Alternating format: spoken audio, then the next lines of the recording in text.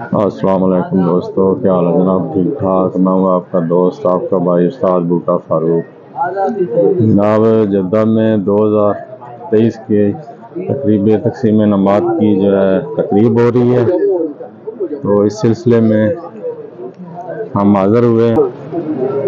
ये जनाब बहुत ज़्यादा ट्राफियाँ रखी यहाँ, जिन्होंने ट्राफियाँ जीती हैं उनको देने के लिए। माशाअल्लाह तबारकल्लाह, ये देखें माशाअल्लाह तबारकल्लाह। मेहमान भी काफ़ी आए हुए, ये दिखाता हूँ मैं आपको।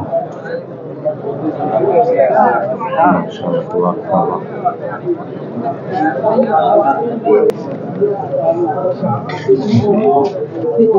अभी तरतीब लगा रहे हैं कैसे कैसे ट्राफियाँ देनी है।